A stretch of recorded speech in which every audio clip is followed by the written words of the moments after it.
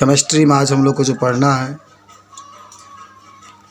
वह है lesson number 2 है कि 3 है? 3, लेसन नंबर 3 हम लोग पढ़ेंगे, केमिस्ट्री लेसन 3। सबसे पहले हम लोग पढ़ेंगे, आज का जो टॉपिक रहेगा आधुनिक आवर्त सारणी के नियम। आप सभी लोग जानते होंगे कि मेंडलीफ ने अपने आवर्त सारणी दिया। इसमें तत्वों के परमाणु भार के बढ़ते हुए क्रम में रखा था, आपने कल पढ़ा था। और आपने कहा था कि हल्के तत्व पहले को रखा था, भारी तत्वों को बाद में रखा था। तो ये बहुत दोष उसमें रहा। दोष में आपने देखा कि वो खाली स्थान भी नहीं छोड़ा था नए तत्वों के लिए, रिक्त स्थान भी नहीं छोड़ा था, हाइड्रोजन का निश्चित स्थान भी नहीं किया था, कहीं कहीं भारी तत्वों को पहले रख दिया था, हल्के तत्वों को बाद में रख दिया था। सब उसकी कमी थी। हालांकि बाद में मुजले एक वैज्ञानिक आते हैं, मुजले आते हैं, बहुत ज़्यादा अध्ययन करते हैं और अध्ययन करके बताते हैं कि जो तत्व होता है, तत्व का मूल जो गुण होता है परमाणु भार पर आश्रित नहीं रहता है, परमाणु क्रमांक पर आश्रित रहता है। और वे अपने नियम में, अपने गुण में बताते हैं कि तत्वों का भौतिक तथा रासायनिक गुण उनके परमाणु क्रमांकों के आवर्ती फलन होते हैं। अर्थात उसने ही कहा कि जो तत्व होता है उसका पूरा गुण जो होता है परमाणु क्रमांक पर ही डिपेंड रहता है। परमाणु क्रमांक के बढ़ते हुए क्रम में रखा। उसने अपने, जिसको आद्यरेखा आवर्त सारणी कहते हैं, अपने आवर्त सारणी में उसने देखा कि 18 ऊर्ध्वाधर पंक्तियाँ थी, जिनको हम लोग क्या कहते हैं, वर्ग कहते हैं। 7 क्षैतिज पंक्तियाँ थी, जिसको हम लोग आवर्त कहते हैं। आज इसी के बारे में डिस्कशन करना है। तो पहले हम लोग एक बात को नोट करते हैं, आधुनिक आवर्त सारणी का नियम। तो लिख लीजिए, आधुनिक आवर्त सारणी को मुजले नामक वैज्ञानिक ने बनाया है। आधुनिक आवर्त सारणी को मुजले नामक वैज्ञानिक को आराम से ने बनाया है। इस बनाया। अब लिखना कि तत्वों का भौतिक तथा रासायनिक गुण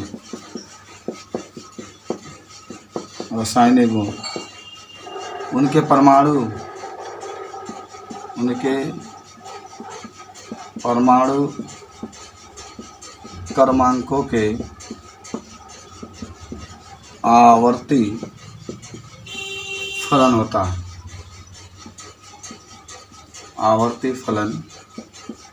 होता है। अर्थात आधुनिक आवर्त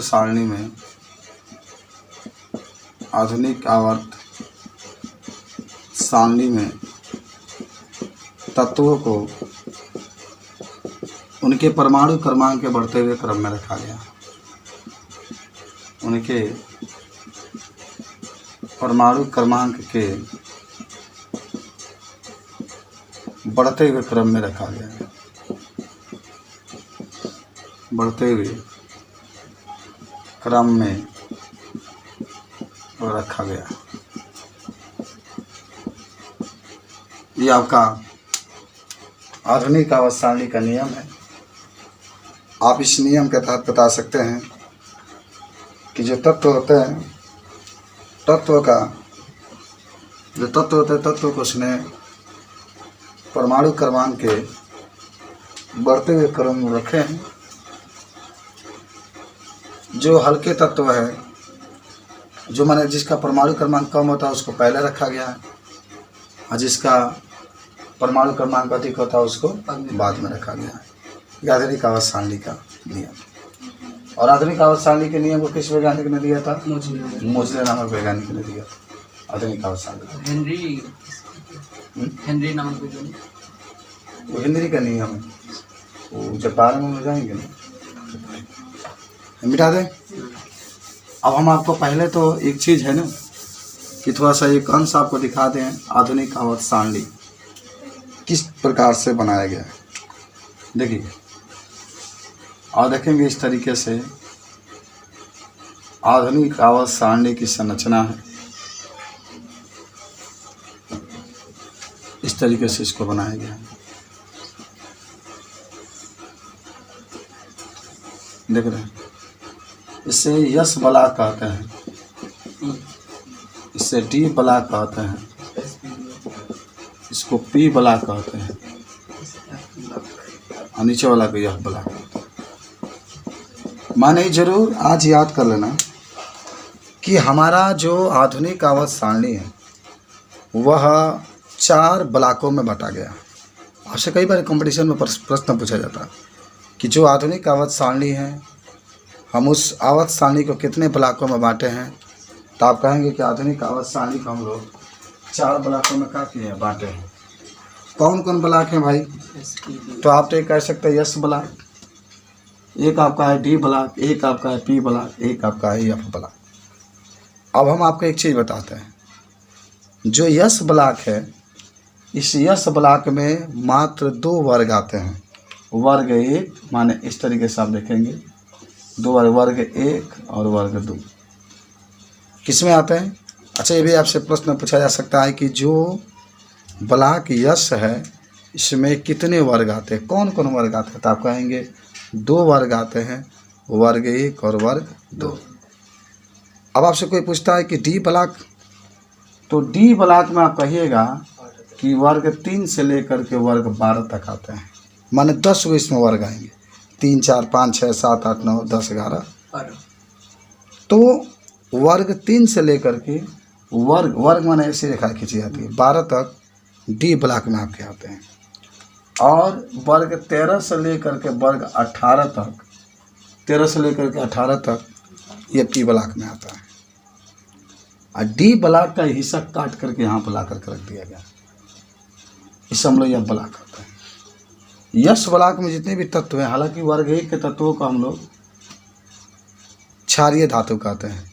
हम आपको पढ़ाएंगे बड़ी विस्तार से अगले किताब में, सेकंड किताब में इसको पढ़ना। इसका सूत्र भी याद रहेगा, ह ली ना के रब से फरियाद, याद करो। इसका था आपका भीख मंगे का सर बड़ा, खैर गाता रहेगा तो देखते रहेंगे। इसमें तो Sachin Tendulkar very cricketer man, फिर कहा नीला कुत्ता जाओ। Sachin Tendulkar very cricketer man, फिर कहा नीला कुत्ता जाओ। 1 2 3 4 5 6 7 8 9 10 को तत्व इसमें है। ये जरूरी नहीं मोहब्बत तेरी रुलाती रहे, नीचे भी सेकंड वाला होता है, हम उसको विस्तार से आपको पढ़ाएंगे। इसमें जो होता है वर्ग 13 में तो बैगन, आलू, गाजर, इन, थैला। इसमें हो जाएगा का, सी, ची, शंकर पहुँचे, नेपाल, पाकिस्तान, ऑस्ट्रेलिया सब भिखारी। उ, सा, से, टी, पो। और क्या होता है, फिर कल बहार आई, और हे निशा आड़कर जिला।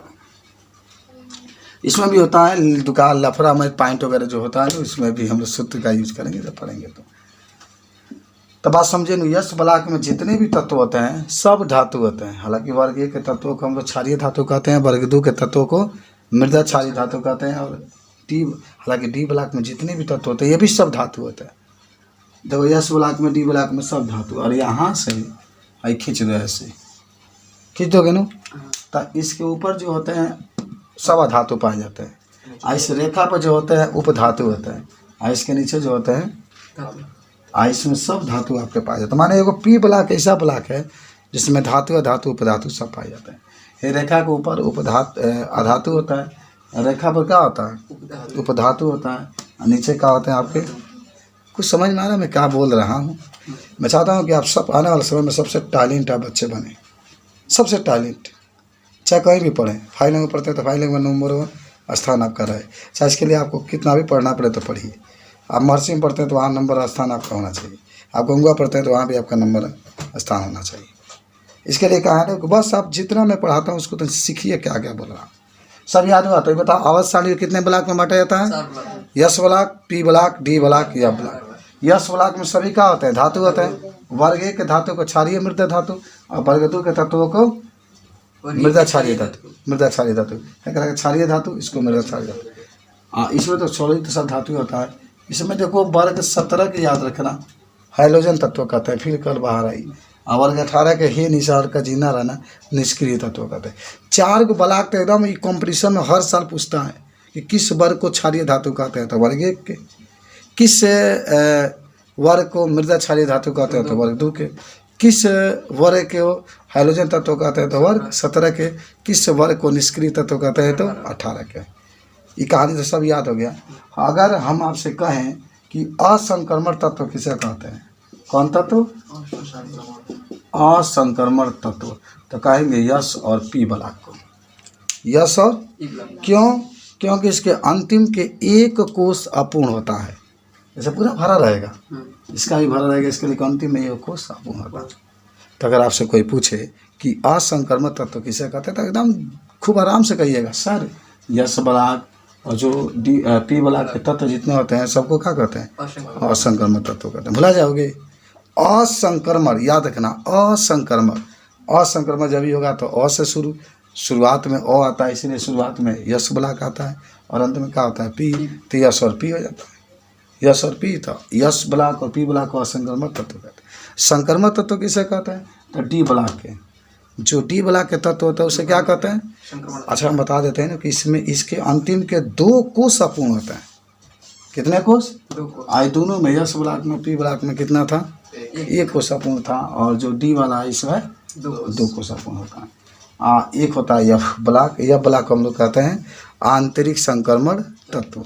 यह ब्लॉक को क्या कहा जाता है? अब सुनो।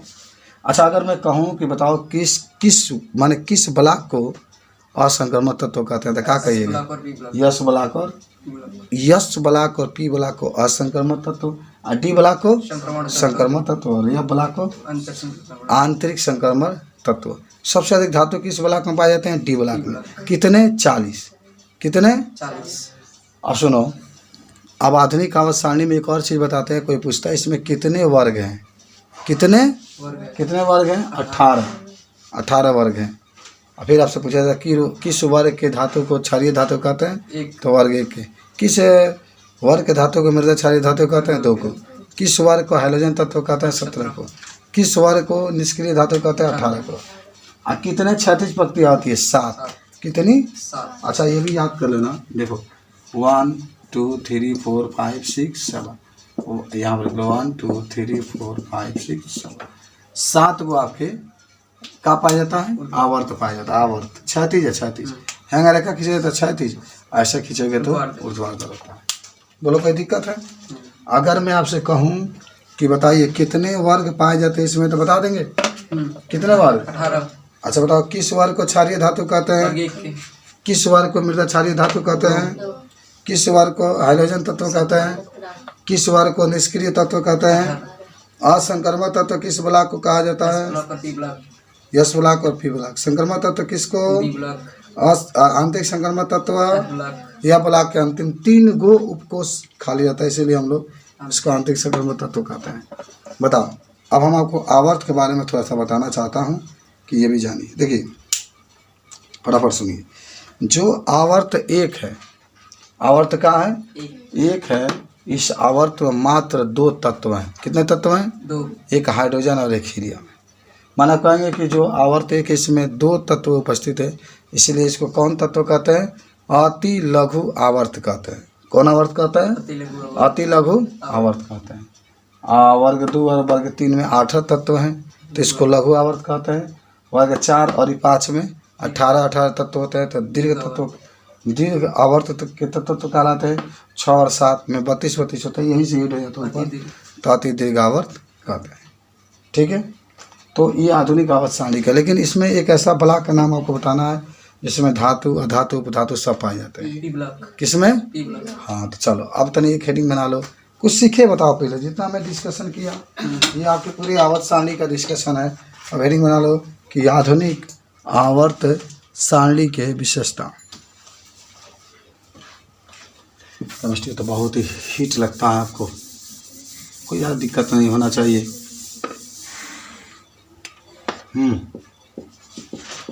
आज हम लोग पढ़ रहे हैं तो जो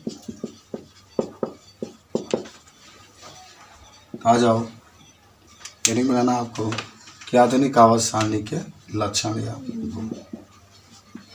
आधुनिक आवर्त सारणी के लक्षण या गुण या विशेषता जो भी हो, ठीक है ना। अब आ जाओ,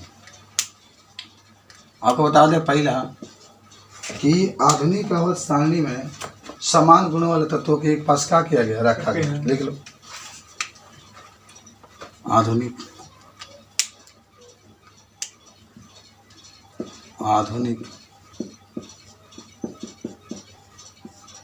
आवर्त सारणी में समान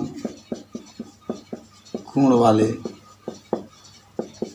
तत्वों को एक पास रखने का प्रयास किया गया है। एक पास रखने का प्रयास किया गया है। दूसरा, आधुनिक आवर्त सारणी में तत्वों को परमाणु क्रमांक बढ़ते हुए क्रम में लिखा गया है ना। तो कहना कि इनमें तत्वों को परमाणु क्रमांक के बढ़ते हुए क्रम में रखा गया है। तीसरा, इसमें कितने 36 पंक्तियाँ हैं? 7। इसमें 7 36 पंक्तियाँ हैं। 7 36 पंक्तियाँ हैं, जिन्हें क्या कहते हैं? आवर्त कहते हैं। जिन्हें आवर्त कहते हैं। 4 नंबर, इनमें 18 ऊर्ध्वाधर पंक्तियाँ हैं। इनमें 18 ऊर्ध्वाधर पंक्तियाँ हैं, जिन्हें क्या कहते हैं? हम लोग वर्ग कहते हैं। जिन्हें वर्ग कहते हैं। अच्छा, आधुनिक आवर्त सारणी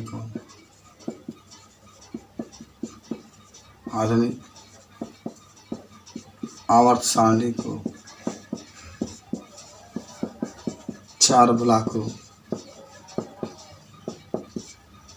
S block, P block, D block और एफ ब्लॉक में बांटा गया।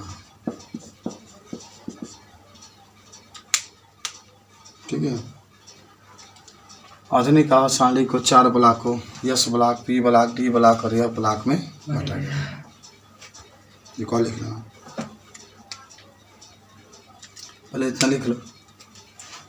मुझे तो लगता है कि सब याद हो गया होगा आपको कि जो आधुनिक आवर्त सारणी होता है उसकी विशेषता, लक्षण या गुण कोई भी पूछे तो आप ऐसे बताएंगे कि आधुनिक आवर्त सारणी में 7 36 पंक्तियाँ हैं, जिन्हें आवर्त कहते हैं। 18 ऊर्ध्वाधर पंक्तियाँ हैं, जिन्हें वर्ग कहते हैं। इसमें आधुनिक आवर्त सारणी को हम लोग 4 ब्लॉकों में बांटे हैं। S block, P block, D block और एफ ब्लॉक। ये कभी नहीं भुला सकते हम लोग। और जो आधुनिक आवर्त सारणी होता है इसमें 7 आवर्त का अब हम लोग बारे में विस्तार करेंगे। लिखा गया है। अब सुनो कुछ और बात है।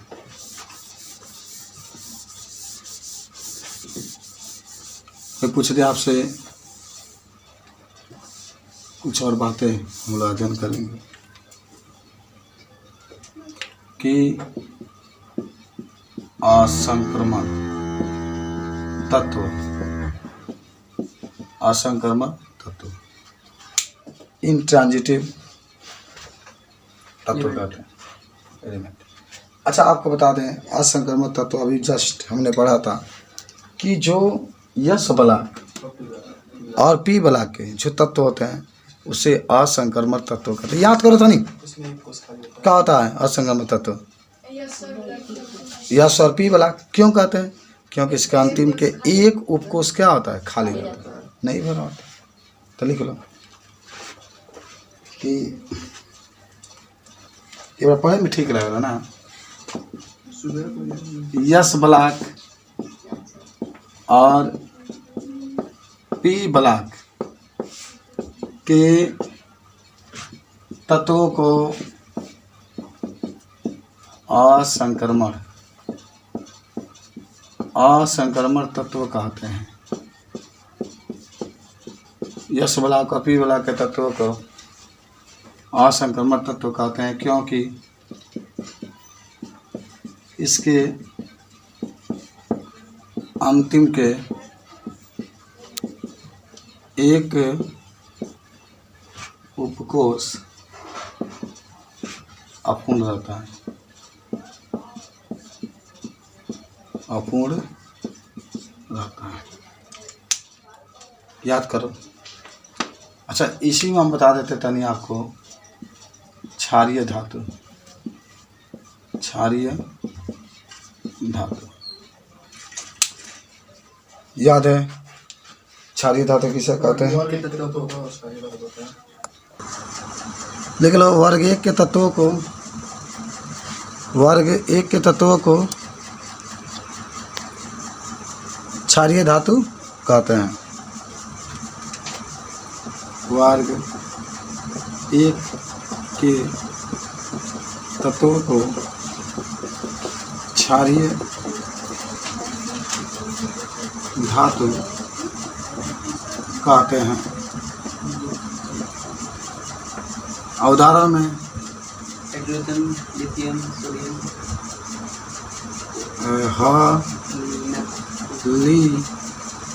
ना के रब से फरिया। यह ट्रिक है, याद कर लो। वर्ग हलीना के रब से, ये हा के लिए हाइड्रोजन, ली के लिए लिथियम, ना के लिए सोडियम, के लिए पोटेशियम, के लिए potassium, RB C S F. क्षारीय धातु याद हो गया। अब हम लिखेंगे मृदा क्षारीय धातु। मृदा क्षारीय धातु मानवीय धातु माने वर्ग दो के तत्वों का हम क्या कहते हैं? मृदा क्षारीय धातु। याद है आपको? लिख लो वर्ग दो के तत्वों को मृदा क्षारीय धातु कहते हैं। और उदाहरण लिख सकते हैं आप। हाँ हाँ ठीक है। मंगे का सिर बड़ा।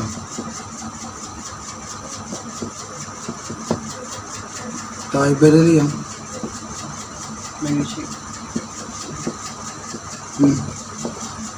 इस तरीके से आप इसको बता सकते हैं। क्षारीय धातु, मृदा क्षारीय धातु। क्या आपको याद है हाइड्रोजन तत्व किसे कहते हैं? तो वर्ग 17 के तत्वों को हाइड्रोजन तत्व का। तो उदाहरण भी याद होगा कि फिर कल बाहर आई आंटी जी। वर्ग निष्क्रिय तत्व को। तो लिख लो इसको।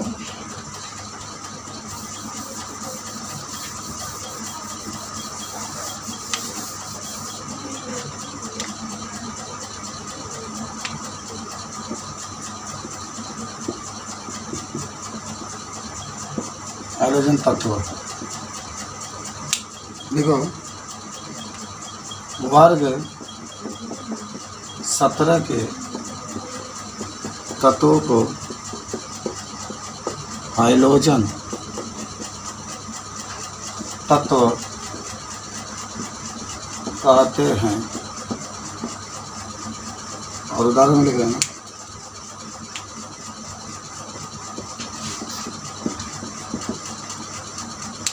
उदाहरण,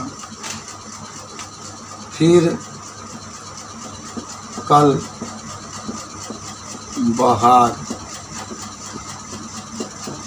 आई, फिर कल बाहर आई।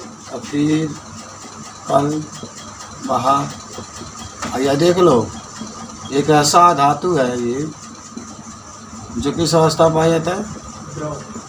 और ये फ्लोरीन है, खाली अपनी है। ये सबसे अधिक विद्युत ऋणात्मकता वाला तत्व है, सबसे अधिक विद्युत ऋणात्मक। हाँ, इसको भी नोट कर लेना कि वर्ग 17 तत्वों को हम लोग हाइड्रोजन तत्व कहते हैं। अब आ जाओ 4 नंबर, निष्क्रिय तत्व।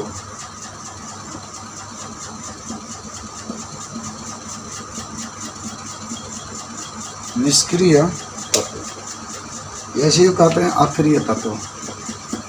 याद है ना? वर्ग 18 के तत्व। आगे वर्ग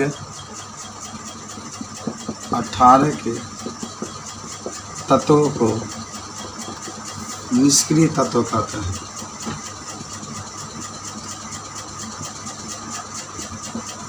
वर्ग 18 के तत्वों को निष्क्रिय तत्व। उदाहरण में क्या लिख सकते हैं? हे निशा हार कर जिंदा रह।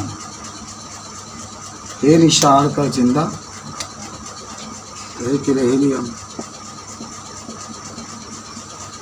इसके लिए नियान, इसके लिए आर्गन, इसके लिए क्रिप्टॉन, इसके लिए जीनान, इसके लिए रेडान। फटाफट नोट करो,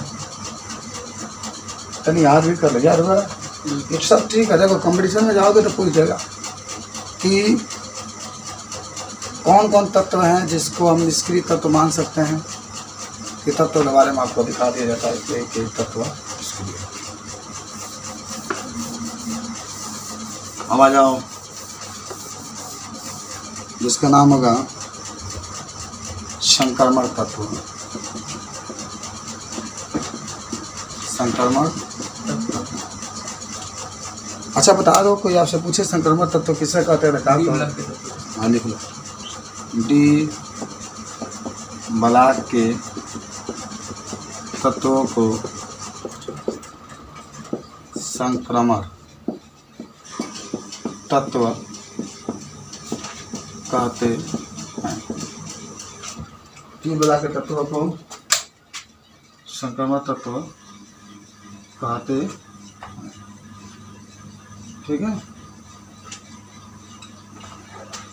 चलो उदाहरण में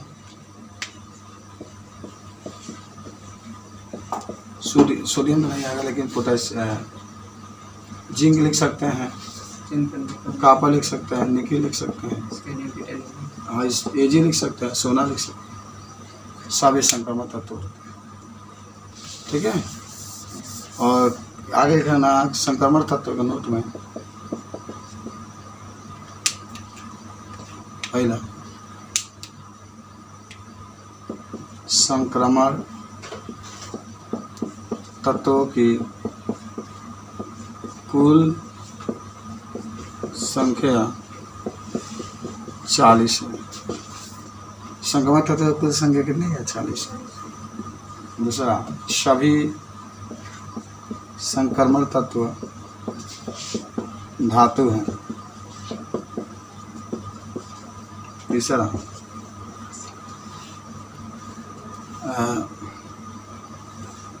सभी संक्रमण तत्व धातु हैं और सबका अंतिम दो कोश है। हाँ संक्रमण तत्व के अंतिम के दो कोष अपूर्ण है। दो कोष अपूर्ण। याद करो, नोट कर ले इसको। कोई भी आपसे पूछे संक्रमण तत्व के बारे में तो जो जो चीज़ें आपको बताई जा रही है उन चीज़ों को आप बता सकते हैं कि क्या क्या संक्रमण तत्व के गुण हैं। एक होता है आपका आंतरिक संक्रमण तत्व, आंतरिक संक्रमण तत्व। तो ये बला के तत्व को क्या कहते हैं? आंतरिक संक्रमण तत्व। देख लो, यह बला के तत्वों को आंतरिक संक्रमण तत्व कहते हैं।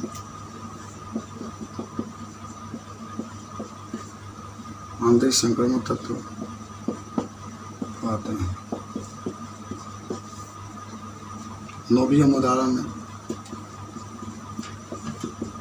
नोबियम, मोलिबेडियम इत्यादि। तो ये आंतरिक संक्रमण तत्व होता है। तो इस तरीके से अगर आपसे कोई पूछे संक्रमण तत्व के बारे में, आंतरिक संक्रमण तत्व के बारे में, असंक्रमण तत्व के बारे में, तो आप बता सकते हैं। कोई दिक्कत? तो आज जो पढ़े हम लोग बहुत अच्छे चीज़ पढ़े। थोड़ा सा और बता दें आपको, मिटा दें इसको। आपको याद होगा कि 7 आवर्त होते हैं। कितना आवर्त होते हैं? 7। थोड़ा सा मैं बता दूं, 1 2 3 4 5 6 7 8 7 होते हैं। तो जो आवर्त 1 होता है इसमें कितने तत्व होते हैं? मात्र 2। इसमें तत्वों की संख्या आप दिखा देते हैं। 2 होता है, 2 3 में 4 होता है। तत्वों की संख्या 2, इसमें 8, इसमें 8, 18, इसमें 18, इसमें 18, इसमें 32, इसमें 32। ठीक है। तो इसमें मात्र 2 हैं, तो इसको हम लोग कहेंगे, अति लघु आवर्त। यहाँ से लिखते हैं अति लघु आवर्त। उसको लघु आवर्त, दीर्घ आवर्त। इसमें दोनों को हम लोग कहते हैं लघु आवर्त। लघु आवर्त। इसको हम लोग कहते हैं दीर्घ आवर्त। अति दीर्घ आवर्त। दीर्घ आवर्त। इसको हम लोग कहेंगे अति दीर्घ आवर्त। चलिए, तो थोड़ा सा नोट कर लीजिए। क्या दिखाएंगे वो तो समझ ही गए कि जो आपके वर्ग 1 होते हैं, आवर्त 1 होता है, उस आवर्त में मात्र 2 तत्व होते हैं आवर्त 1 में, जिसे हम लोग अति लघु आवर्त कहते हैं। और लघु आवर्त कहेंगे तो आवर्त 2 और आवर्त 3 में 8 तत्व होते हैं, जैसे हम लोग लघु आवर्त कहते हैं। और आवर्त 4 और 5 में कितने कितने तत्व होते हैं? 18 होते हैं, जैसे कौन आवर्त कहते हैं? दीर्घ आवर्त। और आवर्त 6 और आवर्त 7 में 32 तत्व होता है। उधर वह डी वाला जो कट के आता है ना, तो यहाँ पर आता है तो 32 हो जाता है। तो उसको हम लोग कौन आवर्त कह देते हैं?